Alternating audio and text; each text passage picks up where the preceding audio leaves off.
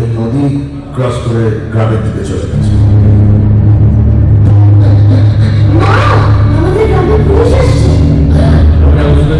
আমাদের এই বাংলার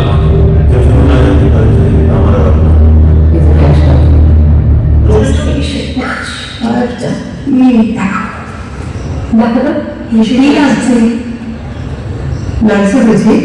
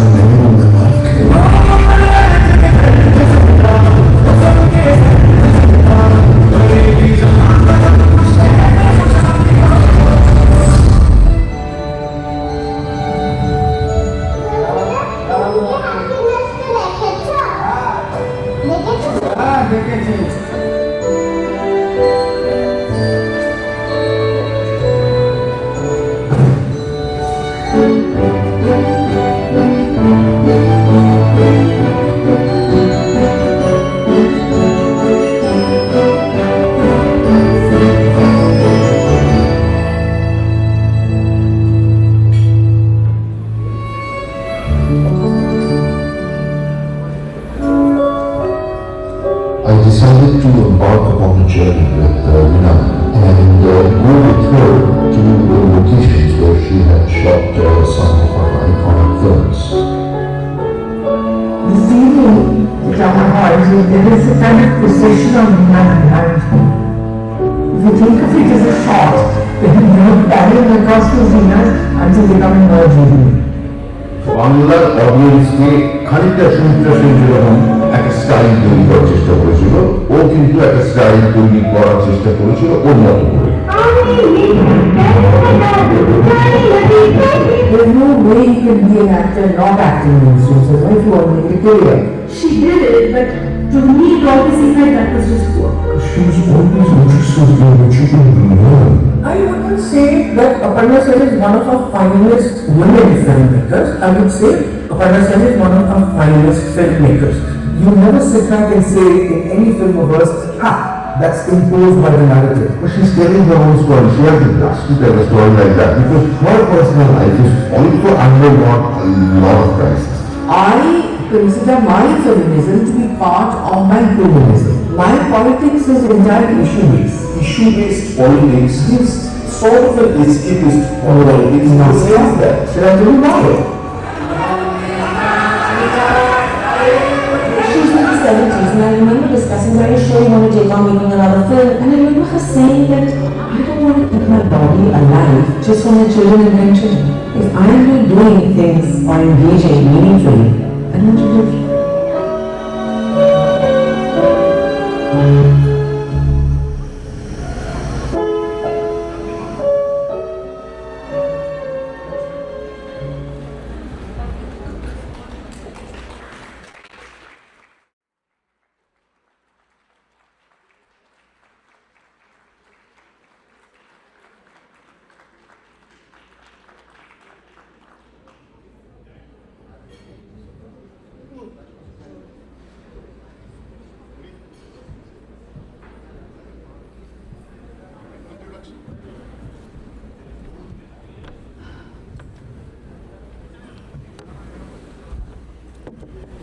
Thank you. Thank you.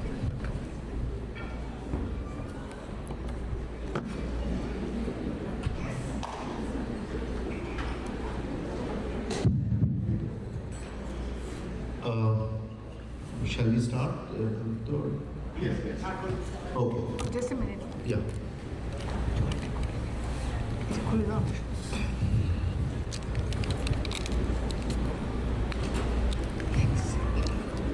Just take a sip of water.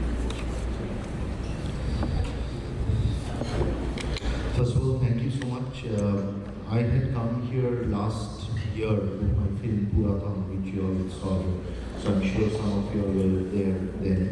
And I was just telling Rinadi before coming that I really liked the crowd, very enthusiastic.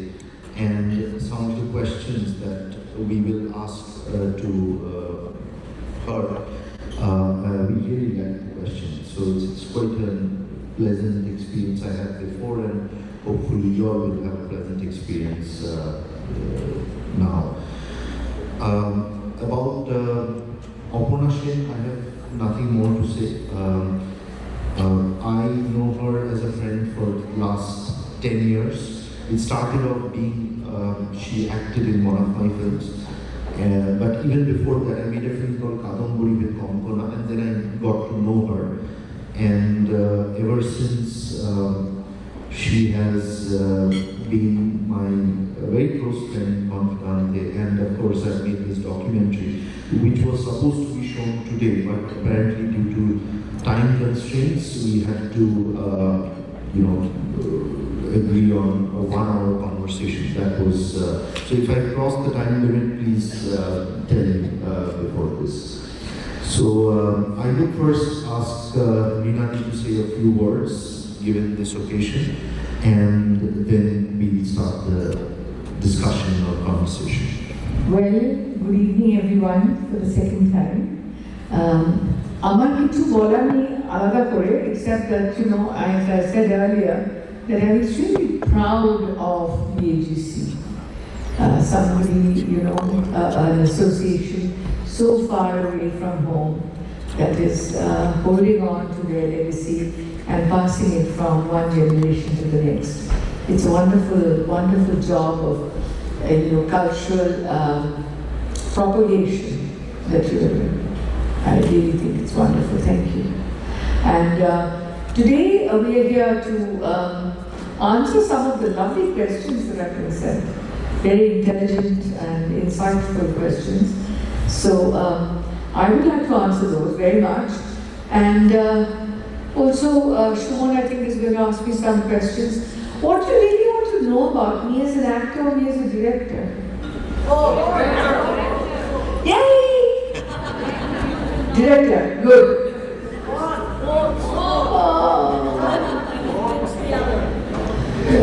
So you see, I was just telling her that somehow she, I wouldn't say disdains, but downplays her role as an actress. But I have talked to so many people, not necessarily from the film world also. Actually, Bangladesh, is there anyone non-Bengal, native Bengali The speaking? foreign generation or আচ্ছা, তাহলে মিশিয়ে বলি বাংলা মিশিয়ে। আমি হঠাৎ করে realise করলাম যে বাঙালি অনুষ্ঠান, এটা 50 বছর বাঙালি অ্যাসোসিয়েশন। তো যতটা পারি আমরা বাংলাতে একজন দুজন যদি থাকেন প্লিজ ক্ষমা করে দেবেন যদি, but I will talk in English also. আমরা আজকাল যেভাবে কথা বলি, হ্যাঁ, বেঙ্গলিশ আমরা মিশিয়ে ইংলিশও বলবো না। আমি চাইলে বলতে পারি সম্পূর্ণটা বাংলায় একটা ইংলিশ শব্দ ব্যবহার না করে, কিন্তু সেটা আমরা তো আজকাল করি না। সেটা কোনো একটা কৃত্রিম একটা কিছু করার দরকার নেই, যেটা স্বাভাবিক সেটাই করি। সো আমি যখন অনেককে বলার চেষ্টা করি অ্যাবাউট অপর্ণা সেন, আমি তারপরে ভেবে দেখেছি যে ওনাদের বক্তব্য, এটা আমি বলছি আমাদের মা মাসি বা নট নেসেসারি ফিল্ম ওয়ার্ল্ডে, যে সত্যিতে এক সময় 60-এর দশকে, 70-এর দশকে সুচিত্রা সেন, সুপ্রিয়া দেবী, অপর্ণা সেন এবং আরও অনেকে, আমার খুব প্রিয় সাবিত্রী চ্যাটার্জি এবং আরও অনেকে ছিলেন। কিন্তু she had, I think, a distinct modernist view, not only as a person, but আমার personally মনে হয় ওনার অভিনয়তে একটা আধুনিকতা বা মডার্নিজম নিয়ে আসেন বাংলা ছবিতে, which was very very crucial আমার মনে হয়। সরি, মাধবী মাসির কথা বললাম না, শর্মিলা ঠাকুর অনেকে ছিলেন, বাট সেইটা ইউ ক্যানট, ওরা অ্যাকচুয়ালি ভীষণ আপত্তি জানাতো আমাকে যে তুই খালি ওনার পারমিতার একদিন বা এসব, অফকোর্স উনি অভিনয়ও করেছেন ওনার নিজের ছবিতেও খুব ঠান্ডা কিছু রোলে, but as if they took it personally যে আমি ওনার অভিনেত্রী সত্তাটা নিয়ে কথা বলছি না। সো এখানেও তো equal hands way there to know about her actress self also, so আমরা দুটোকেই একটা ব্যালেন্স করে করার চেষ্টা করবো। And let us see one clip first, again from my documentary. তারপরে আমরা conversationটা করবো on this. The first clip.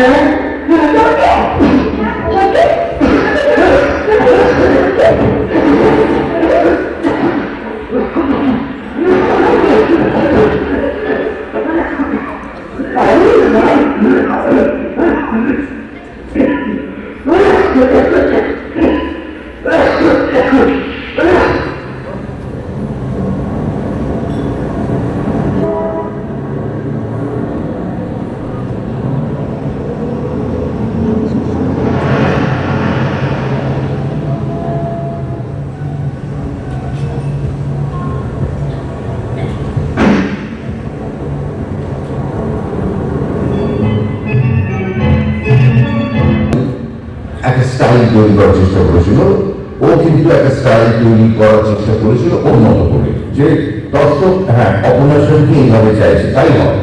একটা মেইন স্ট্রিমে যখন একটা স্টার তৈরি হয় তাদের কাছ থেকে কিছু একটা এক্সপেকটেশন থাকে দর্শকের। So I was always expected to be coy and raise my eyes and smile and look shy and all that. So the comedies didn't have that. The comedies had much more robust kind of feeling. So I enjoyed that. And even if I had to be coy in comedy, it was, I could do it with a certain kind of tongue-in-cheek. So এটা দেখেই বুঝতে পারলেন যে আমি particularly choose this clip because উনি সত্যজিৎ রায়, মৃণাল সেন এরকম iconic ডিরেক্টরদের সঙ্গে কাজ করেছে। আমার ভেরি পপুলার কমার্শিয়াল ফিল্ম, আমি এখনো বলিনি আমার মন খারাপ করলে এখনো বসন্ত বিলাপ দেখি বা বাক্স বদল দেখি, উইচ এখনো মন জুড়িয়ে যায়। সো রিনাদি, আমি একটা জিনিস ভাবছিলাম যে এই যে ধরো আই এম শিওর আমি মিস ক্যালকাটাতে অলরেডি এতজন এত এই ক্লিপিংটা এত বিখ্যাত হয়েছে, what is your feeling about your actress self যখন তুমি ফিরে তাকাও এই সব আইকনিক ফিল্ম যে তুমি অভিনয় করেছো এবং দর্শকদের কাছে এত সমাদৃত হয়েছে? দেখো, আমি যখন অভিনয় করতে আরম্ভ করেছি সেটা বোধহয় আমার 9-10 বছর বয়সে। সত্যজিৎ রায়ের বাবা সুকুমার রায়, বা সুকুমার রায়ের ছেলে সত্যজিৎ রায়, সুকুমার রায়ের হজবরলাতে আমি রোলটা করেছিলাম। মানে আমাকে একটা লাল দূরে শাড়ি পরিয়ে, মানে শাড়ি পরে ধুতির মতন করে পরিয়ে খালি গায়ে স্টেজে আমি রোলে অভিনয় করলাম। আজকের আমি পরমাদ যে তৈরি করেছে, বারোদ্বারা গিয়ে যে তৈরি করেছে, সেই আমি আজকে বলতে পারতাম কেন যে আমি তার ছেলে কেন, মেয়ে নয় কেন? কিন্তু তখন 9-10 বছর বয়সে সেই প্রশ্নটা মাথায় আসেনি। তো আমি করলাম, সেটা করে আমার এত ভালো লেগেছিল, একটা নিয়ে ঢুকলাম। আর সারা নাটক তো আমি রয়েছি হজবরলাতে। আমি জানি না হজবরলা কজন এখানে পড়েছে, দারুণ একটা ব্যাপার। হ্যাঁ, আমি শিওর অনেকেই করেছে।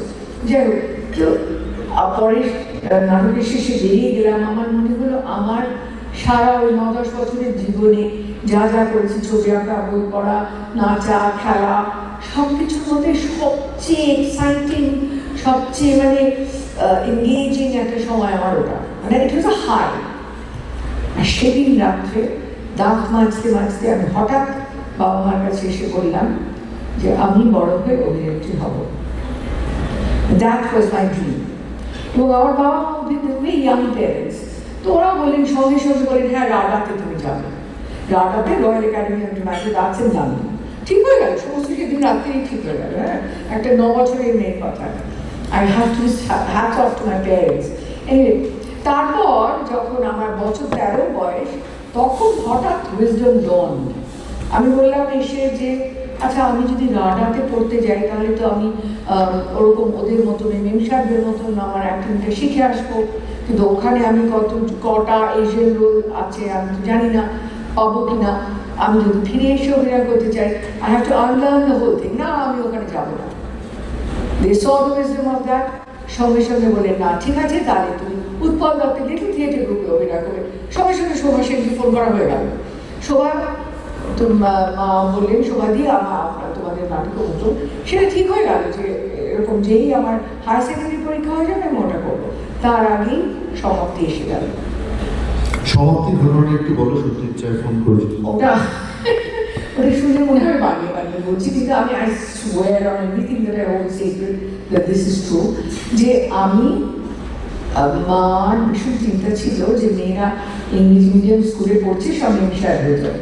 সেই জন্য আমাদের স্কুলের যা হোমওয়ার্ক থাকতো, কিন্তু মা দুপুরবেলা আমাদের নানান রকম হোমওয়ার্ক নিজেই ইয়ে করতেন। এই গল্পগুচ্ছ করে শেষ করতে হবে সামার হলিডেজের মধ্যে, ঠিক আছে? সেই দিন আমি সো হ্যাপেন আমি সমাপ্তিটাই পড়ছিলাম, আর সেটা হচ্ছে that was the year, I think the next year was suppose to be Rabindra জন্ম শতবার্ষিকী। তো ওটা তখন আমি পড়তে পড়তাম, সেটা এরকম যদি কেউ একটা ছবি করতো আর আমাকে ওই চরিত্রে নিত, কি ভালো হতো। আমার সবাই ফোনটা বাজতো, আমি গিয়ে ফোনটা ধরলাম দুপুরবেলা, চেতো আছে এরকম ভারী বলা। তো আমি বললাম, আমি খুব ভালো করে বুঝতে পেরেছি কে।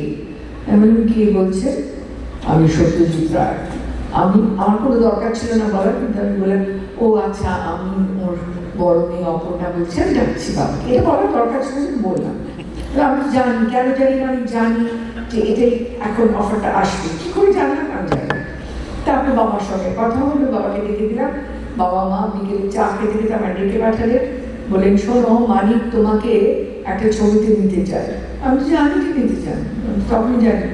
তখন বলে নিতে চাই, কিন্তু don't get your Hopes up, কারণ আগে একটা স্ক্রিন টেস্ট হবে, স্ক্রিন টেস্ট করে যদি তোমাকে পছন্দ হয় তাহলেই নেবে। তো আমি ভাবলাম স্ক্রিন টেস্টে গিয়ে অন্তত একটা কবিতা টবিতা বলতে হবে, কিচ্ছু করতে হলো না। ওখানে ওপরে তাকাও, নিচে তাকাও, ডান দিকে তাকাও, বাঁ দিকে তাকাও, হাঁটো, পেছন দিকে হাঁটো, সামনের দিকে হাঁটো, এই হয়ে গেল স্ক্রিন টেস্ট। এবং আমি I was cast as Bingoyi in সমাপ্তি। যাই হোক, সেই সময় যখন আমাকে কাস্ট করা হলো, তখন সমাপ্তি যখন রিলিজ হলো, সেটা একটা বিশাল ব্যাপার হলো। এমনকি পাঞ্চে কার্টুন বেরোলো। আমি তখন জানতাম না, আজকে বুঝি যে পাঞ্চে কার্টুন বেরোলোটা কি জিনিস, তখন তো বুঝতাম না। তো যাই হোক, এইসব হলো, অনেক কিছু হলো। তারপরে আমাকে প্রচুর লোক চাইলো ছবিতে। বাবা মার একেবারে কড়া নির্দেশ, ক্লাস 8-এ পড়ো, হায়ার সেকেন্ডারি শেষ করবে, তারপর ক্লাস 8-এ পড়ছিলাম যখন সমাপ্তি করলাম। তারপর তার আগেই কিন্তু আমি উৎপল দত্ত নাটক করতে গেলাম, প্রফেসর মামলা। সেইটাতে খুব নাকি ভালো করেছিলাম, আমারও মনে হয় ভালো করেছিলাম। কারণ মৃণাল সেনরা ওরা সবাই দেখতে এসেছিলেন, সবাই বললেন দারুণ। আর তখন আমি একদম মানে চেহারা টেহারা নিয়ে কিছু ভাবতামই না, অভিনয় করছি। আসল জিনিসটা হচ্ছে অভিনয় করি, অভিনয় করতে ভীষণ ভালো লাগতো। তখন আমি সত্যি ভেবেছিলাম আমি অভিনেত্রী হব। তারপর যখন আমি অ্যাকচুয়ালি মানে মূলধারা মেইন স্ট্রিম বাংলা ছবিতে যখন আমি অভিনয় করতে গেলাম, তখন অনেক কিছু, হাঁটাটা ভালো না, প্রোফাইলটা ভালো না, এই অ্যাঙ্গেলটা ভালো না, ওই অ্যাঙ্গেলটা ভালো না। তখন আমি দেখলাম সবটাই চেহারা। মানে এইটাতে না ভীষণ আড়ষ্ট হয়ে গেছিলাম। প্রথমত ভীষণ অল্প বয়স তখন, যখন আমি ওখানে কাজটা শুরু করেছি, তখন 17 বছর বয়স। 17 বছর বয়সে বাক্স বদল, আকাশ কুসুম এসব ছবি করছি, আড়ষ্ট, ভীষণ আড়ষ্ট। আর ফলে আমার নিজেকে অভিনেত্রী হিসেবে কোনোদিন আমি খুব আর সিরিয়াসলি নিতে পারিনি। শুধু মনে হতো এই দর্শকের মনোরঞ্জনের জন্য আমাকে অনেক কিছু করতে হচ্ছে, মানে সাজগোজ করা, ওই মুখটা নামিয়ে উপরে ওপর দিকে তাকানো, নাকামি করা, ভীষণ যে কেন এত লজ্জা পাবার কি আছে বুঝতে পারছি না। মানে অত লজ্জা পাবার কিছু তো নেই, আমরা তো রিয়েল লাইফে অত লজ্জা পেতাম না। আমার না ভীষণ অদ্ভুত লাগতো। কিন্তু আমি সত্যি কথা বলছি, সময় আপনাদেরও বলছি যে এখন যখন আমি ফিরে দেখি, ঋতুপর্ণ আমায় যে কথাটা বলতো, আরো অনেকে যেটা বলছে যে আমি নাকি খুব আধুনিক ছিলাম। এখন আমার যখন আমি ফিরে আমার অভিনয়টা দেখি অনেক দিন আগেকার, তখন আমি বুঝতে পারি যে হ্যাঁ, অনেকের তুলনায় আমার অভিনয়টা কিন্তু আধুনিক। সেটা একটা কারণও আছে। আমি তো যেভাবে বড় হয়েছি, যেভাবে মানুষ হয়েছি, যে ধরনের ভীষণ ওপেন, লিবারেল, শিক্ষিত একটা, খুব মানে কোনো বাবা মার সঙ্গে বা ইভেন দাদু দিদিমার সঙ্গে কোনো জিনিসে কোনো কথাবার্তা বলতে কোনো বাধা ছিল না। আজও আমি আমার মানে দিদিমা ঠাকুমা ইত্যাদির সঙ্গে, মা বাবার সঙ্গে, আমার ছেলে মেয়েদের সঙ্গে আমার নাতি নাতিদের সঙ্গে আমি কোনো জেনারেশন আর ফিল করি না, সত্যি করি না। না, থ্যাংক ইউ, কিন্তু আমি সত্যি করি না। আমার মানে স্বাভাবিক লাগে, একটা জায়গায় আটকে থাকবো কেন, সেটা আমার সবসময় মনে হয়। যাই হোক, যেটা বলছিলাম যে সেই জন্যই হয়তো অভিনয়টা আধুনিক লাগতো। একটা কি হয়, এক একটা সময় আসে যে সময়ের একটা প্রয়োজন থাকে, ওই পার্টিকুলার সময়টায় সন্ধ্যাদি, তারপরে ওরা মানে সুচিত্রা সেন, সাবিত্রী দি, এদের যে, যদিও সাবিত্রী দি একটা অসাধারণ অভিনেত্রী আমি মনে করি, কিন্তু এদের অভিনয়ের যে ধারাটা ছিল তার থেকে আলাদা কিছু চাইছিল দর্শক। তাদের সমসাময়িক সমাজে তারা যে ব্যবহারটা দেখতো সেরকম ধরনের কিছু চাইছিল। ফলে আমার মনে হয় যে I was in the right place at the right time. সেজন্য একটা খুব ইয়ে হয়ে গেল, মানে হঠাৎ দেখলাম যে আমি তো ভীষণ কাঁদতাম প্রথমে, মানে এই বাক্সবদলের আকাশ কুসুম, বাক্সবদল মোটামুটি চলেছিল, আকাশ কুসুম তো ফ্লপ হয়েছিল, আর আমি ভীষণ কিরকম একটা আড়ষ্ট, একটু গোপ, একটা কিরকম ছিলাম, লাজুক, তো রোগা, দেখতে কিরকম অদ্ভুত, সব হাড় মনে হতো, অনেক হাড়। তো যাই হোক, লোকেদের বেশি পছন্দ করতো, কারণ গোলগাল টাইপের চেহারা পছন্দ ছিল লোকেদের। তো সে যাই হোক, তো তখন আমি বাবাকে বলেছিলাম যে না, আমি ইয়ে করবো না, আমি অ্যাডভার্টাইজিংয়ে যাবো, আমি এসব করবো, অভিনয় হবে না। তো বাবা বলেন, ওই দেখ, ওটাও একটা র্যাট ফেস, এটা অন্তত প্রমাণিত যে তুই অভিনয় করতে পারিস। হ্যাঁ, তো অভিনয় হবে, এরকম ভাবছিস কেন? করতে করতে করতে করতে হঠাৎ একদিন সুনীল দত্তকে শোভাদি নিয়ে এলেন বাড়িতে, বললেন যে দস্তয়েভস্কি দি ইডিয়টের অবলম্বনে একটা ছবি হচ্ছে অপরিচিত বলে, সৌমিত্র আর উত্তম দুজনেই থাকবে। তো দি ইডিয়ট শুনে তো আমি ইডিয়ট পড়া, ইডিয়ট শুনে আমি খুব এক্সাইটেড। সেটা যে ওই রকম হবে ইডিয়ট তো ঠিক জানতাম না। যাই হোক, যখন আমি ওটাতে আমি বাবা মাকে না বলি আমি রাজি হয়ে গেলাম, কিন্তু রাজি হয়ে গেলাম মানে আমাকে আসবেন দেখা করতে। এই গল্পটা একটু বলি যে সৌমিত দত্ত আসবেন আমার সঙ্গে দেখা করতে, অনেক ছবি করছি সৌমিতার সঙ্গে, কিন্তু আমি বসেই যাচ্ছিলাম, 10টায় আসার কথা, 11টা বেজে গেল, 11:30 বেজে গেল, 12টা বাজতে যায়, আমি আমার কোনো কাজ ছিল না, বাড়ি থেকে বেরিয়ে গেলাম। হ্যাঁ, আমি ওরকম ছিলাম একটু পাগলাটের মতো। তো তখন শুনে তারপরে নাকি এসেছিলেন, তখন তো আর সেলফোন টেলফোন নেই, উনি ফোন করেও কিছু জানাননি। পরে আমাকে বললেন যে আমি এসেছিলাম, শোভাদিও বললেন যে উনি এসেছিলেন, বলেছিলাম তুই ছিলি না বাড়িতে। আমি বললাম যে দেখুন, আমি আপনার জন্য 1 ঘন্টার উপর অপেক্ষা করছি, আমি 1 ঘন্টার চেয়ে বেশি কারোর জন্য অপেক্ষা করছি। কি সাহস, মানে অত বড় অন্তত কমার্শিয়াল দিয়েতে, আমার বড় একজন দিয়েতে এইটুকু একটা মেয়ে এরকম বলে দিল। তো তারপরে ওইটাই নাকি সেই পাঠটা সেজন্য পেলাম, কারণ আমাকে শোভাদি বললেন যে শরীর আমাকে এসে বলল যে এইটাকেই আমি চাই, এইরকম স্পিরিটের একটা মেয়ে চাই আমি। যখন কপালে থাকে তখন হয়ে যায়, আসল কথা হচ্ছে তাই। যেহেতু সৌমিত্র চ্যাটার্জির কথা বললো, অনেক বিখ্যাত ছবিতে অভিনয় করেছে তারা একসঙ্গে, এবং সৌমিত্র আমারও ভীষণ খুবই ক্লোজ ছিল। আমি 5টা ছবিতে আমার সৌভাগ্য যে ওনার সঙ্গে কাজ করতে পারি, এবং he became like a very close friend এবং এবং আমার একটা ছোট্ট অ্যানেকডোট আমার খুব মজা লেগেছিল, সেটা হলো সমাপ্তিতে, আমার না রিনাদের সঙ্গে এত কথা না হয় একটু থিঙ্ক যে কোন গল্পগুলো বলা যায়, সবই আমার শোনা, আপনাদের সঙ্গে শেয়ার করার জন্য। প্রথম যখন সৌমিত্রকে দেখলে সমাপ্তির শুটিংয়ে, তুমি এটা বলেছিলে না? আমরা সবাই না ক্লাস 14 ক্লাস 9 না কত তখন পড়ি না, তারও আগে সরি, কারণ 8-এর আগে, হ্যাঁ 7-8 পড়ি, তখন জাস্ট 13 এরকম বয়স।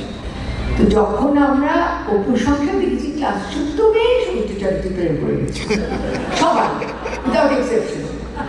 আর তারপরে আমি সেই সৌমিত্র চ্যাটার্জির সঙ্গে অভিনয় করবো। হ্যাঁ, তো ওখানে নিমতিতাতে একটা মস্ত বড় জমিদার বাড়ি ছিল, সেখানে বারান্দা ছিল, সেখানে আমি বসে বসে বই টই পড়তাম। আর সন্দীপ সত্যজিৎ ছেলে সন্দীপ আর যে ছেলেটি আমার বাচ্চা ছেলে রাখালের রোলটা করেছিল, ওরা ওই ছুটি ছুটি করে বারান্দা খেলতো। তখন একদিন আমি ওই রেলিং ধারে বসে বই পড়ছি, হঠাৎ দেখি গরুর গাড়িতে করে ছড়িয়ে তলায় অপু আসছে। আমি তাকে তখন একটা হয় না যে ওই বয়সে ভীষণ একটা লজ্জা থাকে মেয়েদের, তো আমি প্রায় নিজেকে তাতে ইনভিজিবল করে ফেলা যায় সেটা চেষ্টা করছি, লুকিয়ে পড়েছি প্রায়। তো দেখলাম উনি আসছে, এদিক ওদিক তাকাতে তাকাতে আছে, আমার দিকে চোখ পড়ে যায়, তাতে লুকিয়ে পড়েছি। তারপরে তখন ওর সদ্য বিয়ে হয়েছে দীপার সঙ্গে।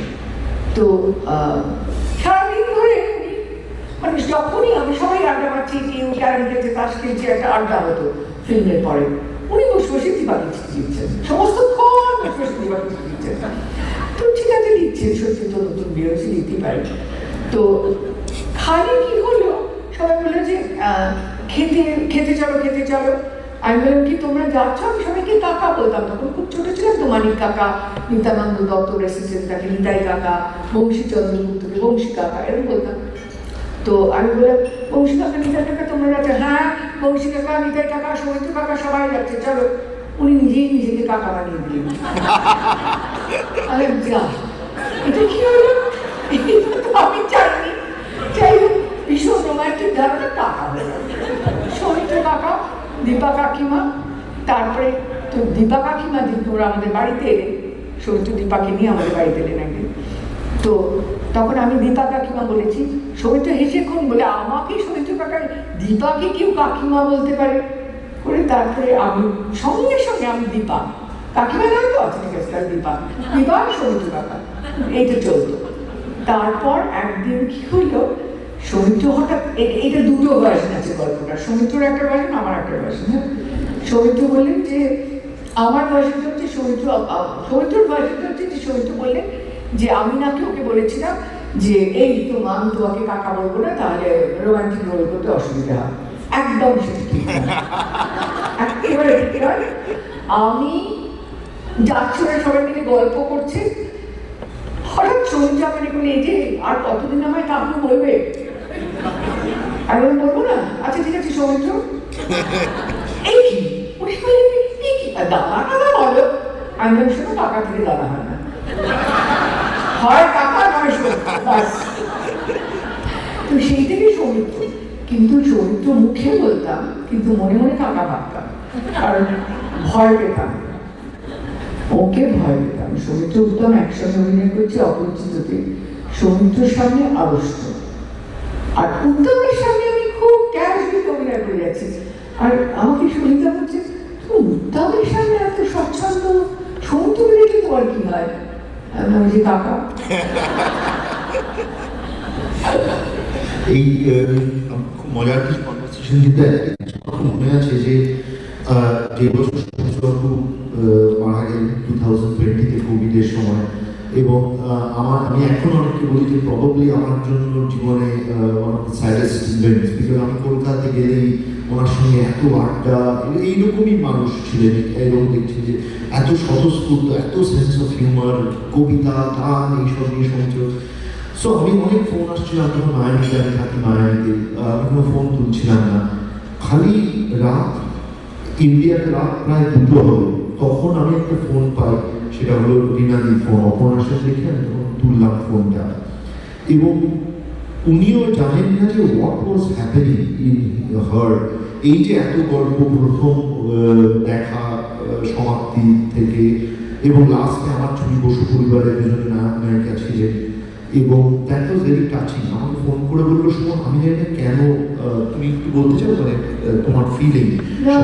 একটা আসলে ভীষণ একটা ইরিভোকেবল চলে যাওয়া মনে হলো আমার, একটা যেন কি বলবো, ওই আমার বাবা মা যে যেমন চলে যাওয়া, মানিক কাকা চলে যাওয়া, সৌমিত্র উইদিন ব্র্যাকেটস কাকা চলে যাওয়া, এই চলে যাওয়াগুলোতে একটা করে দরজা, যে আমার কৈশোর যৌবন এবং আমি যে জীবনটাকে চিনতাম, যে ধরনের সমমনস্ক মানুষদের সঙ্গে মিশতাম, সবাই অফ দ্য সেম ওয়েভলেন্থ, যারা সাহিত্য ভালোবাসতো, শিল্প ভালোবাসতো, এই যেন একটা একটা করে দরজা বন্ধ হয়ে যাচ্ছে।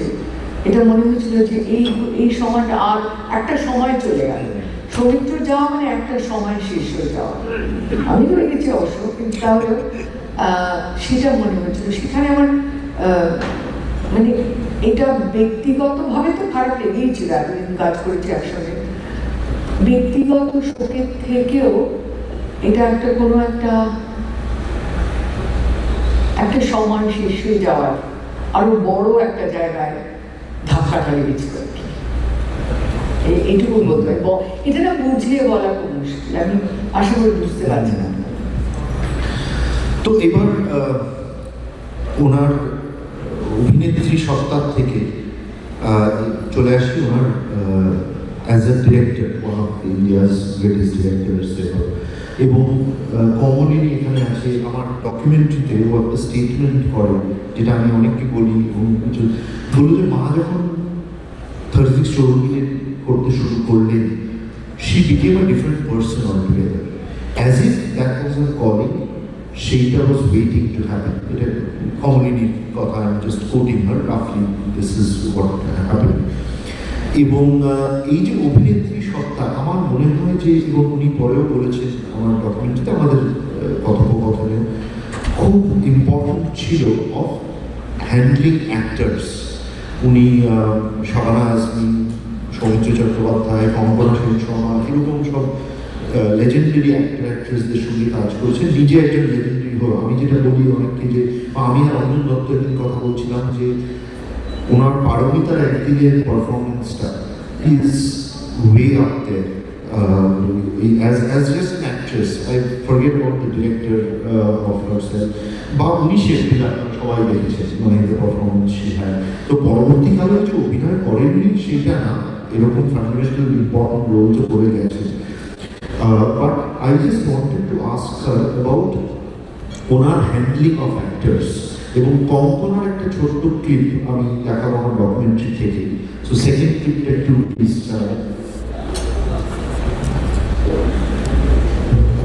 It was Mr. and Mrs. Iyer, when she first said that you should do this role, I was like, no. I mean, most of the time I'm like, no, because I'm not from the south of India, and they have a very particular way of talking or being, etc. So in that sense, I didn't want to do it, but I think she saw something in me when she would read the script. She said that she would see the expressions on my face, and she was like, oh no, she'll be able to do it, and so she tricked me. I like to think that she tricked me, I like to say, because she sent me to what was Madras and now Chennai, and said, you do my research. So I kind of gently got into it, and that was in a way my prep. Man sahab, what are you taking for lunch?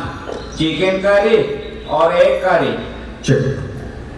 Strictly vegetarian. Well, I'm not. मेरे लिए chicken curry बना। साहब के लिए chicken curry और main साहब के लिए Nothing. कुछ नहीं। हाँ, कुछ नहीं। और प्लीज जल्दी करो, मुझे भूख लगी है। जी sir.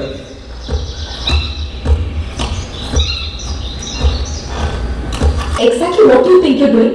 Ayers are Tamil Brahmins and very strict vegetarians. We never eat food cooked by a stranger. God knows what caste that man belongs to.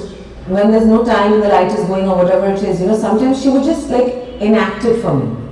Which doesn't mean that I have to copy her exactly, but when she would show me, then I would understand, oh, this is what she means. There's a slight shade of difference. There's a trace of anger in this. So then I could do it in my way. So that I think was very helpful. So there was actually very little scope for friction.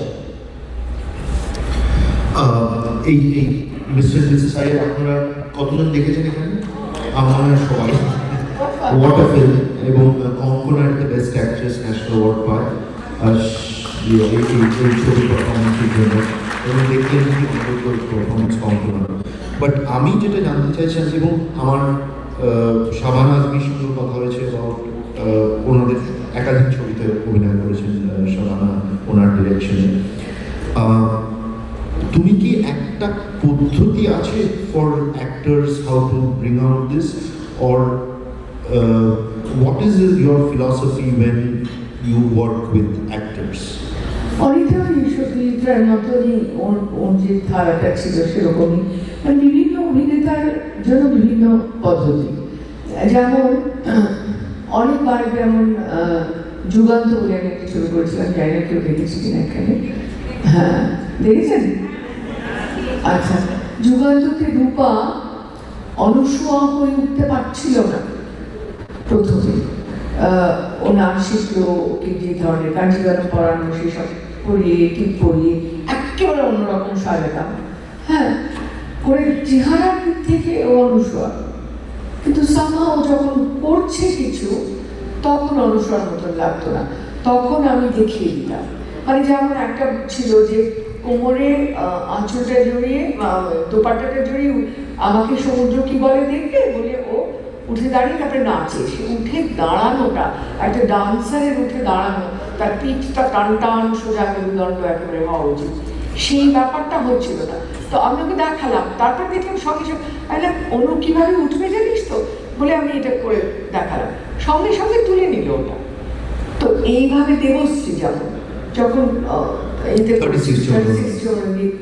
ওকে সবাই টুকলি নাম দিয়েছিল, মানে টুকবে আমাকে টুকে করবে বলে টুকলি নাম দিয়েছিল, কিন্তু ওই টুকলি খুব সুন্দর টুকে ছিল কিন্তু, এবং কেউ বুঝতেও পারেনি, আর গলার আওয়াজটা যাবেনি তো আমারই ছিল। যাই হোক, আমি বলার চেষ্টা করছি যে ওদের ওরকম ভাবে দেখানো হয়েছিল। যেমন আমি একটা ঘটনা বলি, অপুর পথে পাঁচালী অপু একেবারে অভিনয় করতে পারে, জিরো, তাকে নানান রকম ভাবে অভিনয়টা করিয়ে নেওয়া হয়েছিল, কারণ চেহারাটা একেবারে পারফেক্ট। তো চেহারাটা যদি একটা চরিত্রের মতন হয়, তাহলে যেটা হয় half to at least one. Already you're looking like the character. Now you have to become the character. সেখানে the director makes you become the character by telling you what to do. আমাকেও পানিকা ওরকম বলে দিতেন কি করতে হবে না করতে হবে, আমার মাঝে মাঝে বিরক্ত লাগতো, মনে হতো যে সবই বলে দিচ্ছে, আমি আর অভিনয় কথা করলাম।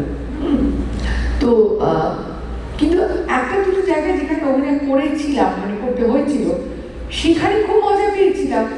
তো আমি দেখেছি যে এই ছবিতে যেমন কঙ্কনাকে যে ওখানে অনেকটা বলে দিচ্ছিলাম, তার কারণটা হচ্ছে তখনও একদম নতুন, আর ও নিজের অ্যাঙ্গেল ট্যাঙ্গেলগুলো বোঝে না, আমি হয়তো বলছি মুখটা নামাও, তার মধ্যেই কিন্তু ও নিজের ইনপুটস দিত। বা তোমাদের মতো সে আগেকার যুগে তোমার মুখটা নামিয়ে চোখটা তোলা, ওটা আমি করতে চাই, আমি বললাম ওটা করো না, বা এরকম ধরনের অনেকগুলো ও খুব সুন্দর ইনপুটস দিত। রাহুলকে যেমন আমি খুব বেশি কিছু বলতাম না, আর জেনিফারকে আমার তো প্রথম ছবি তখন, এবং আরেকটা কথা মনে রাখতে হবে, I was an actor before that. আমি অ্যাক্টর ছিলাম বলে আমার মানে আর্টিকুলেট করার থেকে দেখানোটা সহজ লাগতো। আর আরেকটা জিনিস হয় যেটা আমি কোনো অ্যাক্টরের কি প্রবলেম হচ্ছে, কি ডিফিকাল্টি হচ্ছে, মানে সে বুঝতে পেরেছে কি করতে হবে, মোটিভেশনটা বুঝতে পেরেছে, কিন্তু কি করে সেটা এক্সিকিউট করতে হবে সেটা বুঝতে পারছে না।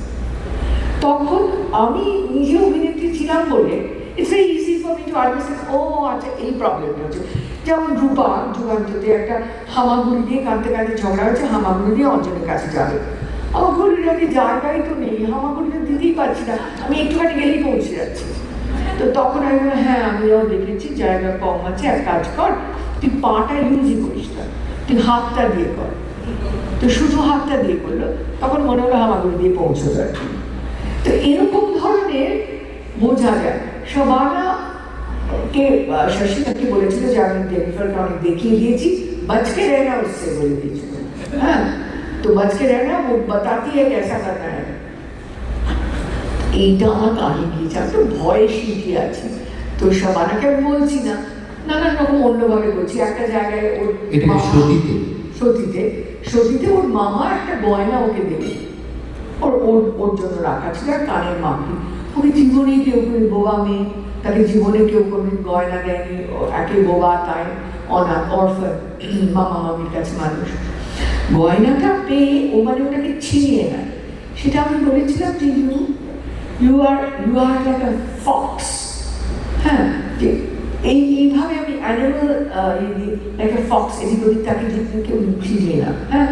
তো ওটা যেটা ও করছিল সেটা আমার ঠিক ভালো লাগছিল না। আর বলে you are acting like beaten dog. No, you're not a beaten dog. You're a sly fox. তো পরে ও বললো যে রিনা আমি বুঝতে পারছি যে তুমি কি বলছো and I agree with you but I'm not being able to do it. मुझे आपको खाना नहीं मिलना चाहिए बोलो সেদিন বলেছে খানা नहीं मिलना चाहिए क्या come on you are fine এরকম হয়েছে। আর কঙ্কনাকে যেমন 15 পার্ক অ্যাভিনিউতে যেহেতু আমাদের একজন খুব কাছের একজন মানুষ আছে যার ক্রনিক স্কিজোফ্রেনিয়া আছে, Konkona was playing a person who has chronic schizophrenia. আমি ওকে একটা কথা বলিনি, মানে পাঁচের সুরটা কেটে যায় আমি কিছু বলতে গেলেও যেটা করছে সেটা এত পারফেক্টলি করছিল যে আমি কোনো কথা বলতাম না, একটা কথাও বলতাম না। তারপরে সৌমিত্র আমার পারমিতা করেছিলেন, আমি কিছুই বলি, আমি শুধু বলেছিলাম আমি একটা উইক চাই, তখন সৌমিত্রের চুলটা ইয়ে হয়ে যাচ্ছে মানে রিসিডিং হেয়ার লাইন, তার বলছিলাম আমি একটা একটু সুকুমার বয়স্ক ভদ্রলোক কিন্তু there is a certain grace in this man, Sukumar সৌকুমার্য একটা আছে। তো আমি বলেছিলাম একটা ওয়েভ অফ হেয়ার এরকম করে কপালের উপর পড়া উচিত। সৌমিত্র বললেন মেয়েকে মেকআপ ম্যানকে, রিনা কিন্তু অনেকদিন ধরে এটা বলছে এটা ঠিক করে এটা করো যাতে করে এরকম করে চুলটা পড়ে। এটা হলো আমি বিশেষ কিছু বলিনি, খালি আমি শুধু বলেছিলাম, আমি বললেন এখানে আমি লাঠিটা ফেলে দিয়ে আমি লাঠি ছাড়া তো তুমি হাঁটতেই পারো না, অসুবিধা হয় তোমার, তুমি লাঠিটা নিয়ে যাও। করলেন সেটা করলেন কিন্তু বোধহয় খুব মনোমত হলো না, মানে উনি চাইছিলেন লাঠিটা ফেলে বোধহয় অসুবিধা বেশি হতো। আমার আর একটা কি হয় মানুষ তো শেখে, মানে আমিও যখন শুরু করেছি 36 চল্লিশ আমি একটা আমার মনের মতো ছবি করবো সেটাতে I will give everything has to be just আমি ভেবেছিলাম সেটা করার জন্য আমি করে দিচ্ছি, খালি এনজাইটি, আমি যা চাইছি সেরকম হবে না। And as one grows, one learns to just let go. যে বলছি না mother Mary said let it be সেরকম অবস্থা আছে। তো ছেড়ে দিলে অ্যাক্টররা কিন্তু যাদের মধ্যে সে ক্ষমতা আছে তারা কিন্তু অনেক কিছু দেয়, সে তখন সেটা পেলে বড্ড ভালো লাগে। তো but it depends on the actor, otherwise you have to use children, some children are natural actors, some are not. এইগুলো ভীষণভাবে ডিপেন্ড করে on the actor itself, herself or himself. আর এই মিস্টার মিসেস আয়াতের টিমটা দেখতে দেখতে মনে হচ্ছিল, এবং যেহেতু উনি বলছিলেন যে একটা জিনিস যে একটা কথা বলি, সরি, আরেকটা জিনিস হচ্ছে you are dealing with the medium of cinema, অনেক কিছু আছে তোমার হাতে, সেটা হচ্ছে you have the lens, you know what lens to use. যেমন রান্না, এই তুমি আমাকে বলে দেবে আমাকে কনসেপ্ট তুমি বলে দেবে, আরে বাবা বলে দেবো ঠিক কর না অ্যাক্টিংটা, না তুমি আমাকে বলে দেবে, এরকম করতো।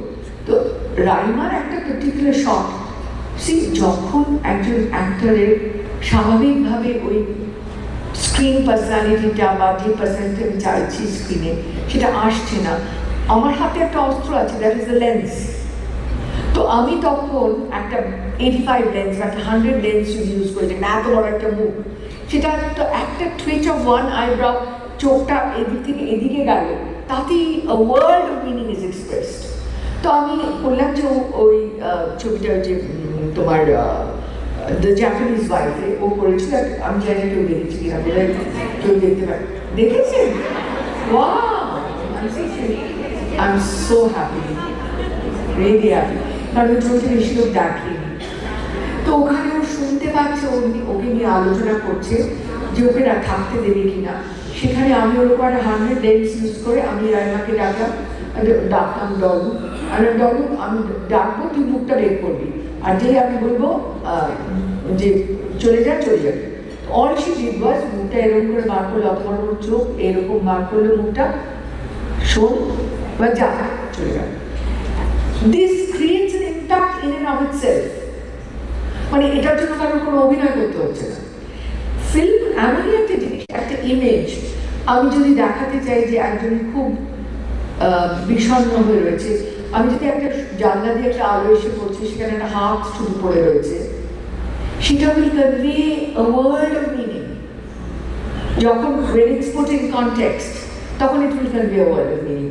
And that is the power of image, which is very important. আমি একটা ছবি, why am I choosing to tell this story through cinema? আমি তো এটা জাস্ট গল্প বলার যদি কাজ হতো, তাহলে তো আমি এটা গল্পটা বলে দেওয়া যেত, পড়া যেত, বই লেখা যেত, কার্টুনে দেখানো যেত, একটা নাটক করা যেত, হ্যাঁ কমিক স্ট্রিপস করা যেত, কত কি করা যেত, অডিও বুকস করা যেত।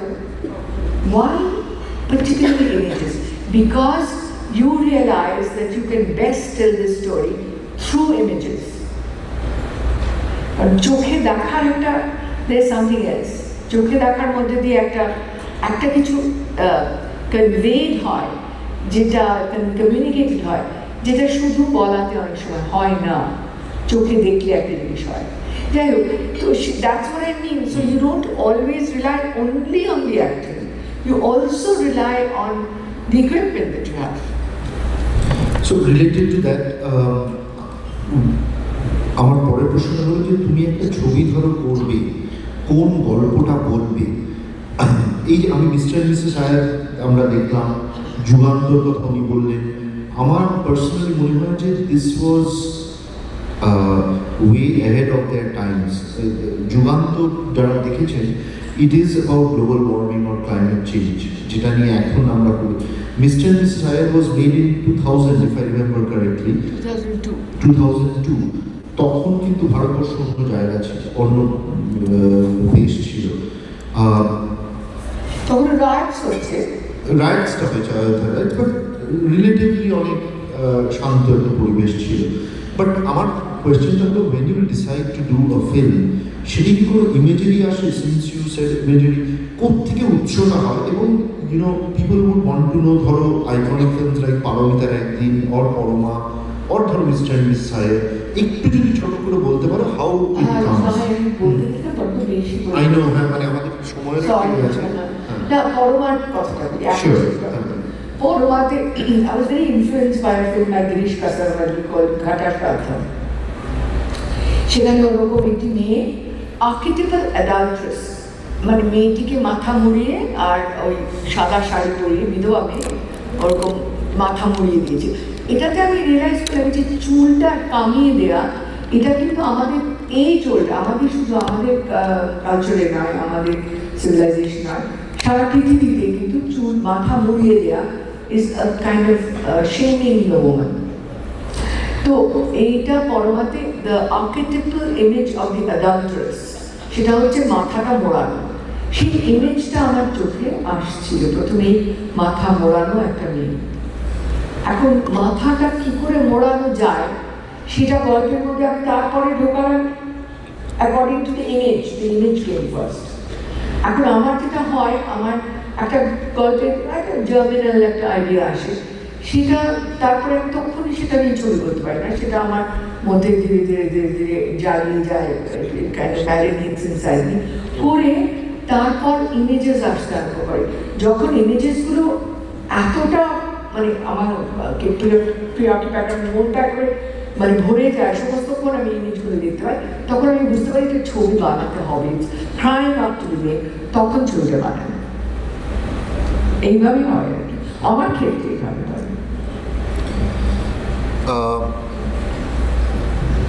Let us now move on to the এত সুন্দর কোয়েশ্চেন আপনারা পাঠিয়েছেন সেগুলো নিয়ে। First question, Indranil and Madhumita Dasgupta.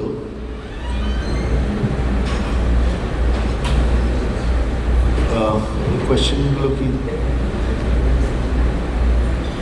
কোয়েশ্চেনগুলো কি স্ক্রিনে আসছে? হ্যাঁ, আচ্ছা, আমারটা ছোট্ট করে বলে দিই, তারপরে because it is this evening is for her. আমার প্রশ্নটা হলো, your work uniquely bridges two worlds that people often see as opposites, the rigorous data of economics and the emotional fluidity of cinema. How has your training as an economist shaped the way you observe human behavior and structured narratives behind the camera? First of all, I don't think it has nothing to do, these are two disparate areas, but the description of economics as rigorous data is wrong. Economics is nothing. Of course, there's a data side, but for example, ধরুন অমর্ত্য সেনের কাজ করেছেন, it is not only data, but it is a study of human behavior. বা অভিজিৎ ব্যানার্জি আমাদের যে Nobel laureate, ওনার কাজ অনেক সাইকোলজি অ্যান্ড ইকোনমিক্স নিয়ে। So it is about human behaviour. So ওটা কনসিয়াসলি আমাকে এফেক্ট করেছে বলে আমার মনে হয় না। It is two disparate subjects, but I can give you very interesting anecdote. আমি অনেককে এটা বলি যে অনেক বিখ্যাত ফিল্ম মেকার ইকোনমিক্সের ছাত্র ছিলেন। সত্যজিৎ রায় প্রিন্সিপাল ইকোনমিক্স পড়তেন, Buddhadeb Dasgupta, Anik Dutta, the late Anik Dutta unfortunately, Srijit, তারপরে আরও এরকম আমার চট করে এখন মনে পড়ছে না যারা সো কিছু আছে কিনা ইকোনমিক্স নিয়ে ফিল্ম মেকারদের সেটা বলা। বাট এনিওয়ে, সো আমি অপর্ণা সেনের কোয়েশ্চেনটাতে চলে যাই। Throughout your brilliant career, you have transitioned from being a definitive face in front of the camera to one of our foremost vital voices behind it. Your films often set deeply intimate, quiet human relationships against a backdrop of turbulent social or political change. How do you find the balance between telling a deeply personal human story without letting the larger political noise overwhelm it? Okay, that's a very, very interesting question. আসলে কি হয়, আমি are interested in human beings. Satyajit একটা কথা বলতেন যে if a film is not about human beings, it is not about anything. হ্যাঁ, আমার ওই ডিপলি পার্সোনাল গল্পগুলো, এটা একটা ট্রেডিশন আমাদের মধ্যে আছে, রবীন্দ্রনাথের ছিল, যে ব্যক্তিগতকে একটা বিশ্বজনীন স্তরে ইউনিভার্সাল জায়গায় নিয়ে যাও। সত্যজিতের মতো কাজের মধ্যেও সেটা রয়েছে। এটা খানিকটা আমার উত্তরাধিকার সূত্রে পাওয়া। এটা আমি বলছি যে আমি একটা ব্যক্তিগত জীবনের কথা বলছি, ব্যক্তিগত সমস্যার কথা বলছি, কিন্তু সেই ব্যক্তিগুলো, সেই মানুষগুলো, তারা they have been impacted by what is happening around them. I'm just placing them in their historical and sociological context, because that historical and sociological context has shaped them into being what they are, into behaving the way they are behaving. তাই না? সেইটা আমি করি। তবে that is important and yet not more important than the human. ছোট্ট একটা example দিচ্ছি, যেমন মিস্টার মিসেস আয়ার। আমরা রায়কে অনেক লোকের মারা যাওয়ার কথা শুনি। হ্যাঁ, এখানে ও আটকে গিয়েছিল, গাছাতে এখন শুনতে পাচ্ছি একটু এতগুলো বাচ্চা মারা গেছে। So are we able to actually grasp anything about these people aside from the number? Like collateral damage. But once you give a face to that child, once you see the child's face, the parents grieving over the child, how the child happened to die, হাসপাতালে কিভাবে বোমাটা পড়েছিল, immediately it a personalized way. It becomes part of your own experience, part of the audience's own experience. Identify that tragedy takes a human form. Mr. and Mrs. Iyer যেটা হয়েছিল, initially I will give it a love story in a journey, because the journey is a wonderful metaphor for life and change. I think it's a great metaphor. Into a love story during a journey. A love story আজকালকার দিনে it becomes very trite unless there is some কোনো একটা সংঘাত যদি না থাকে, some clash. You'll notice the best love stories have been the ones that have been placed against the setting of war. নাম করা বিরাট সমস্ত there have been countless love stories যেগুলো timeless যেগুলো হয়ে গেছে। সুতরাং I said this, আমাদের দেশে যুদ্ধ হয়নি, কিন্তু আমাদের দেশে riots হয়েছে। সেটাকে আমি বলেছিলাম love in the time of violence. যে ভায়োলেন্সের ব্যাকড্রপের এগেইনস্টে love becomes that much more poignant. The human beings who are capable of such cruelty are also capable of so much tenderness. এই জন্যই ভালো করা। সরি, আমার ইন্দ্রনীলের নন্দিতা স্টারু তো কোথায় আছে, আমার একটু পয়েন্ট আউট করে দেওয়া উচিত ছিল। কোথায় আছেন? ও, thank you for wonderful question. Sinjoy Das কোথায় আছেন? সিঞ্জয়, আচ্ছা। তো আপনার কোয়েশ্চেনটা ছিল, again a very interesting question, if you were curating a starter kit for a young Bengali growing up far from Bengal, one film, one book and one song that every young person should experience to understand the heart and mind of Bengal, what would you choose and why? Srinivas Das Chatterjee. It's not fair. One equal. Acha, if I'm allowed to cheat and say one trilogy makes one film, then I'm going to be one trilogy. If I'm forced to choose only one film, তাহলে আমি আমার নিজের একটা ছোট piece choose করতে চাই, সেটা হচ্ছে পারমিতার একদিন। Thank you. কারণ আমার মনে হয় যে বাঙালি সমাজটা, মধ্যবিত্ত বাঙালি সমাজের একটা ভীষণ একটা চিত্র ওটার মধ্যে আসে। আচ্ছা, ওয়ান বুক এরা বলছি, হ্যাঁ, গল্পগুচ্ছ রবীন্দ্রনাথের, ওটা নিয়ে গেলে তার মধ্যে পুরো উঠে আসবে মানে বাংলার পুরো সমাজটা চিত্র। আর গান, আমি রবীন্দ্রসঙ্গীত বলছি না, রবীন্দ্রসঙ্গীত সবাই শোনে, গীতা দেবীটা তো রয়েছে, কিন্তু আমি বলবো এখনকার কলকাতা যেটা, তার গানটা হচ্ছে তোমাকে চাই, কবি সুমনের এক কাপ চাই আমি তোমাকে চাই। ওটা আমার মনে হয় ওটা খুব একদম ঠিক গান আর কি। Next question, Komalika Mitra. Komalika Mitra. Big fan. The women in your films are rarely saints or villains. They are complex, flawed, contradictory, and deeply human. Was this a conscious rebellion against how women were traditionally portrayed in Indian cinema, or simply your observation of real life? I think my observation of real life, কারণ আমার না কোনো ছবি খুব consciously করা নয়। আমি কোনো ছবি নইলে কেউ প্রথম ছবি ইংরেজিতে এবং একটা বুড়ির সম্বন্ধে করেন, ভেবেচিন্তে যদি করতাম, ওরে বাবা এটা চলবে তো, এসব যদি ভাবতে আরম্ভ করতাম, একটা বুড়ি হচ্ছে নায়িকা এবং ছবিটা ইংরেজিতে, একটা সব দিক থেকেই মার্জিনালাইজড আর কি। কিন্তু আমি কনসিয়াসলি করি না, অর্গ্যানিক্যালি ওটা হয়, অর্গ্যানিক্যালি ইনস্টিংচুয়ালি ওগুলো হয়। তো আমার, এবং আমি কখনো অন্যরা কি করছে তার মতন কিংবা তার বিরুদ্ধে গিয়ে কিছু করতে হবে, এটা আমার কোনোদিনই মাথায় আসেনি আর কি।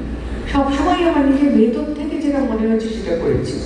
আর পরমাটা বিশেষ করে হয়েছিল কারণ আমার এক বান্ধবীকে আমি দেখেছিলাম, সে এখন নেই, মারা গেছে, আমার স্কুলের বান্ধবী, এবং সে চৌকস পেয়েছিল, একটা চৌকস বলে পড়াশোনায় ভালো, তারপরে হেড গার্ল হয়েছিল, স্পোর্টসে ভালো, দারুণ কবিতা বলে, দেখতে সুন্দর, সব কিছু ভালো, এবং আমরা তো ভেবেছিলাম, এবং সে ভীষণ ভালো রেজাল্ট করেছিল, মানে যখন অনার্স পড়েছে তখন সেখানে বোধহয় ইতিহাস নিয়ে পড়েছিল, সেখানে ফার্স্ট হয়েছে, এরকম ইউনিভার্সিটি ওই ধরনের। তো ওর ছেলের মুখে বাতে গিয়েছি, সেখানে দেখি যে ও আমাদের দিকে আরে কেমন আছিস, যেরকম স্কুলের বন্ধুদের গ্রিট করে সেভাবে গ্রিট করলো। তারপরে একজন ভদ্রমহিলা এলেন, তাকে ওমা কাকিমা কেমন আছেন, মানে খুব শাশুড়ি বা কিছু, সে প্রণাম করলো, সেই ভদ্রমহিলা আবার ওর চিবুকে হাত দিয়ে ভালো থাকো মা ওইসব বলে। তারপরে আবার গল্প করছে আমাদের সঙ্গে, যে স্কুলের টিচাররা কাকে কি বলে ডাক্তার, এসব মনে হচ্ছে স্কুলেরই মেয়ে। তারপরে আরেকজন কেউ একজন এলেন, তোমার সঙ্গে তো আমার বৌমার আলাপ হয়নি, সেই বাচ্চা মেয়ে একটু বউ, সে আবার আমাদের বন্ধুকে প্রণাম করলো, সে আবার তার চিবুকে হাত দিয়ে আদর করে বললো বেঁচে থাকো মা। আমি বললাম তাহলে আমাদের where does my friend reside? In which of these roles? মানে she's playing out so many roles. তার মধ্যে ওর আইডেন্টিটিটা কোথায় আছে? Where does she reside? এই ভাবনা থেকে পরমাটা এসেছিল। So relatedly, Sonali বিশ্বাস Sonali, yeah. So আমার মনে হয় যে অনেকটা উত্তর আপনি পেয়ে গেছেন। আপনার কোয়েশ্চেন যে ছিল, I studied Poroma as part of my college psychology curriculum, the story of a housewife. When evolving a character through such sensitive issues, do you consult case studies or experts to understand the nuances, or is it purely your own perspective and storytelling style? আমি একদম research করি না, একেবারে research করি না। হ্যাঁ, সতী যখন করেছিলাম, সতী একটা অনেক মানে 18th century, সুতরাং ওটা আমাকে রিসার্চ করতে হয়েছিল, করেওছিলাম। কিন্তু পরমা আমি তো চারপাশে দেখি, একটা আমার মায়ের এক বন্ধু, আমরা প্রীতিমাসি বলে ডাকতাম, তার কোনো একজন জেঠি শাশুড়ি বা কুশাশুড়ি 70 বছর বয়সে হঠাৎ এক ঘর লোকের সামনে বলে, এই যে আমি সারা জীবন সত্যি হয়ে রইলুম, এতে আমার কি লাভ হলো? আমি মানে it was something that মানে shook me from the inside. Look at the lives of deprivation these women have been living. The lives of deprivation. এইটার জন্য রিসার্চ দরকার হয় না? চারপাশে তো দেখতে পাচ্ছি তাদের, চারপাশে দেখতে পাচ্ছি, কবিতায় পাচ্ছি, সাহিত্যে পাচ্ছি। রবীন্দ্রনাথের ওই কবিতাটা যে কি ওই রাখো রাখো করে রাখো শিওরের জানলাগুলো, জানলা দুটো গায়ে রাখো খাওয়া, ওষুধ আমার ফুরিয়ে গেছে ওষুধ খাওয়া, যেটা একটা তোমাদের সংসারে এসেছিলেন 22 বছরের মেয়ে, যেটা সেই খুব সুন্দর। আমি কেবল জানি খাওয়ার পরে রাধা, রাধা আবার রাধার পরে খাওয়া, এইরকম যে একটা জীবন যাত্রা একটা মেয়ে, যে বসন্তকাল কখন আসতো যেত আমার আঙিনায়, সেটা আমি বুঝতেই পারতাম না। মুক্তি কবিতাটির নাম, থ্যাংক ইউ ডরা, মুক্তি কবিতাটার নাম, ভীষণ ভালো কবিতাটা, যদি না পড়ে থাকেন এক্ষুনি বাড়ি গিয়ে পড়বেন। হ্যাঁ, তো সেই এইগুলোও তো ইন্সপিরেশন, এগুলো থেকে অনেক কিছু জানা যায়। আমার এটার জন্য রিসার্চ করতে হয়। আরেকটা জিনিস হচ্ছে, যদি একটা চরিত্র বা কিছু নিয়ে অনেকক্ষণ ধরে ভাবা যায়, এটা আমাকে খুব, আমার মনটাকে ভীষণভাবে অকুপাই করছে, তাহলে না অনেক কিছু আমরা অবচেতনে লক্ষ্য করেছি যেগুলো তখন ওপরে উঠে আসে, যেটা এমনি সময় মনে থাকে না, but actually it comes to the fore and then it kind of leads your pen and makes you write. It's almost as if somebody else is writing it for you. চরিত্ররা নিজেরাই লিখে দিচ্ছে নিজেদের গল্প, এরকম হয়ে যায় তখন। ডক্টর বকুল চট্টোপাধ্যায় ব্যানার্জি, আপনি এখানে আছেন? Yeah, okay. So you have asked, I enrolled in Presidency College in 1964 for math honors and attended some of your classes. My classes, Your classes, madam? but some of the English classes. Because I think With Aparna. with me, many shoes contempt. Acha. One day in 1965, I saw you on the lawn, graceful and confident, and wondered where the future would take us. My dream was to work for NASA or a major US university. What was your dream at that time, and how do you feel about whether it was fulfilled? ওই তো বললাম যে আমি 9 বছর বয়সে বলেছিলাম আমি অভিনেত্রী হব, সেটা হয়েছিলাম। তারপরে very soon the scales fell from my eyes, তখন মনে হতো জরুর একই জিনিস করে যাচ্ছি। আমার বড় মেয়ে যেরকম কমেন্ট যেটা বলেছে যে for Ma it was work, it was like I had to put food on the table, bring up my 2 girls, and so I was working, but আমি তার মধ্যে I brought a professionalism into the work. আমি এটার জন্য টাকা নিচ্ছি, I will do my best, সেটা আমি করেছি। আর তাছাড়া সময় don't for a moment think যে আমি এটা নিয়ে লজ্জিত বা আমি মানে ওটাও কিন্তু আমি বলতে চাইনি। আমার যে ক্যারিয়ার অ্যাজ অ্যান অ্যাক্ট্রেস, সেটা আমাকে একটা পরিচিতি দিয়েছে। আমি যখন আমার স্ক্রিপ্টটা প্রথম শশী কাপুরকে পাঠালাম, তখন সে আমার নামটা জানে, তার আমার সঙ্গে অভিনয় করেছে। সে বাজে কাগজে ঝুড়িতে ফেলে দেয়নি আমার স্ক্রিপ্ট, সে পড়েছে, মানে সিনপসিসটা যখন পাঠিয়েছে সে পড়েছে। I know so many talented young people যারা সেই সুযোগটাও পায় না, কারণ তাদের কোনো পরিচিতি নেই। সেটা কিন্তু আমায় দিয়েছে। আমরা সব কোয়েশ্চেন এখানে দিতে পারলাম না, টাইমের বড্ড লম্বা উত্তর দিয়েছি, সরি। না প্রদীপ, তো আর কতক্ষণ আমাদের টাইম আছে বলতো? আচ্ছা, one more question and then I'll end it. So Aditi Majumdar, কোথায় আছেন? Yeah, Aditi Majumdar, you have asked, many Bengali Americans inherit an emotional connection to Bengal that exists partly through family memories, literature and cinema. As someone whose work has chronicled social change over decades, how do you think art can help diaspora communities remain connected to their heritage while also appreciating how Bengal itself continues to evolve? Right. Now what I've noticed among the diaspora communities, যে তাদের অনেকদিন আগে যারা এসেছিলেন, তারা অনেকেই যে সময় they had migrated, সেই সময়টাতে they have remained frozen in that time. Which is not the case actually, and the children or the future generations need to know that that is not the India that their parents left has not remained when their parents had left it, has remained there. It has evolved. It has evolved not in always in directions that we like, but it has evolved. একটা nostalgia থাকে দেশের সম্বন্ধে। I found that out when I was teaching a class in MIT. সেখানে একটি মেয়ে আমাকে বলল যে she wanted to excuse herself, she came from class, because she said that ma'am, I have to go to a fancy dress party. So I said, oh, how lovely. What are you going as? She said, I'm going in Indian dress. I said, what do you mean by Indian dress? There's no one Indian dress. There is no one Indian language. There is no one Indian song. I mean, India is a conglomerate of so much. So then she said, no, I'm going as Aishwarya Rai and Devdas. So it depends on the art, that art does give you a legacy, does impart legacy, but it depends on the art. Okhane ami bolam that is fake, that is not Bengali.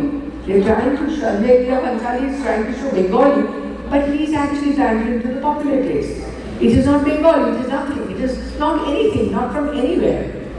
So that is not India. That is not the real India. But if, for instance, they were to see films throughout the ages, throughout that time, since their parents had left, অনেক ছবি হয়েছে। I mean, one example is প্রতিদ্বন্দ্বী।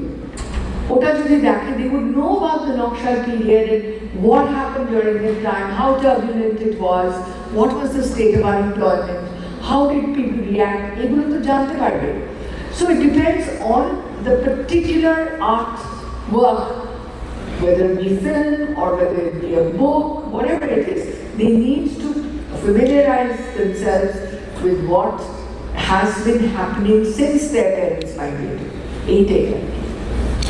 And you know, I want to end this, যাদের প্রশ্নগুলো করতে পারলাম না just টাইমের অভাবে, so please don't mind. Third clip ছাড়া।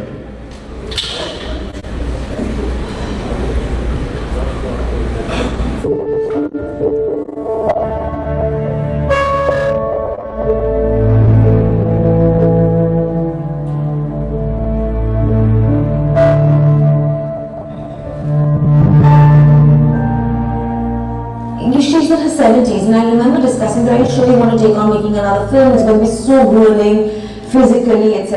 And do you want to do it? And why don't you just sleep in the afternoons and look after yourself a little bit, enjoy the later part of your life and not, And I remember her saying that I don't want to keep my body alive just for my children and grandchildren. If I'm not doing things or engaging meaningfully, I don't want to live. Go. Music and play and sing and tell old tales and laugh at gilded butterflies and hear poor Rose talk of God's news and we'll talk with them. That's from King Lear. Oh, Lode, oh, Lenny, who's out?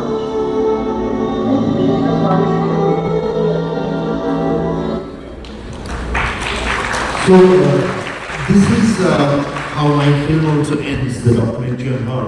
But এই ক্লিপটা আমি শোনালাম, first of all উনি আগে বললেন না যে for example আমি আমার বন্ধু শ্রীজাত, আপনারা অনেকেই জানেন, আমাদের একটা আড্ডা বসে কলকাতায় গিয়ে, আমি কলকাতায় গেলে, এবং রিনাদি বারবার আমাদের বলেছেন যে আমাকে ডাকা না কেন আড্ডা। কারণ আমাদের একটা সম্পর্ক আফটার অল কোর্স অনেক আড্ডা না, কিন্তু আমাদের আড্ডাটা একটু অন্যরকম হয়। সব কিছু কি অপরাধ সম্ভব? হ্যাঁ, ছাড়তে হয়। তো সিদ্ধান্ত বলে যে না, আমাদের যে আড্ডা হয় সেগুলোতে রিনাদি, আচ্ছা ঠিক আছে, বাট আমি বলছি যে উনি কিন্তু সেই ছাড়ানোটা অনায়াসে করে দেবেন, সেটা আমরা দুজনেই জানি। So mentally she is like that এখন। বাট আমার না এই লাস্ট পার্ট কঙ্কনা যেটা বললো এবং হাউ ইট এন্ডস, এবং তারপরে এই আমার মনে হয় one of the greatest endings in Indian cinema. এই যে হাঁটাটা, ছবিটা কিন্তু শুরুও হয় দলিত চিত্ররঞ্জন, আপনারা ম্যাক্সিমাম লোক দেখেছেন বোধহয়, এবং এই হাঁটাটা লাস্টে জেনিফার কাপুরের হাঁটাটা, I don't have a question as such, but now you are in your 80s, Gongana ekhane bollo 70s, but look at her, and she has this legacy of her work, and for many who have crossed 70 or 75 on the monte, how do you reflect on this mindset? It is so positive a mindset and almost cruel. I don't want to live for my children. একদিক থেকে দেখতে হবে, but এই যে আমার মনে হয় এটা হলো একটা লিবার্টেরিয়ান অ্যাটিটিউড বা অনেক কিছুর মিশ্রণ। So how will you reflect on that statement which you just made? I love my children, I love my grandchildren deeply, and they know, I don't have to tell them. My daughter's sitting there, and she knows how much I love them. But I'm not living through them just as they're not living through me. We are all individuals. আমার তো সবসময় মনে হয় যে it's like a train journey, and the people we love and we love deeply are all stations that we pass or stay with for a time. Finally you leave and you go. But until then, you have to have life by the teeth. You just have to have it between your teeth. Why would I want to live through somebody else? I could be terribly disappointed. If I live for myself and I live my own life, then I can't blame anybody else for any disappointments or anything. Otherwise, I don't believe in living vicariously through somebody else. I don't believe in that. I'm happy with that. Thank you. That actually summarizes the Aparna Sen. Of course, we know her as an iconic director, an actress of repute, but this is the individual Aparna Sen who hopefully you all got the glimpse. So, thank you so much for patiently waiting and hearing our conversations. And again, BSG, অনেক ধন্যবাদ আপনাদেরকে। Thank you. Ghosh এবং Shrimati Aparna Sen. Ladies and gentlemen, a big applause.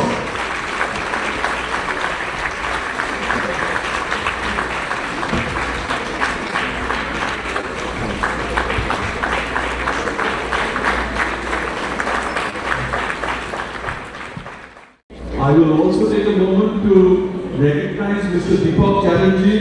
Mr. Deepak Chatterjee has been the president of Bengal Association. He was not there when the plaque was being handed out. We will ensure that he gets the plaque. Mr. Deepak Chatterjee, thank you.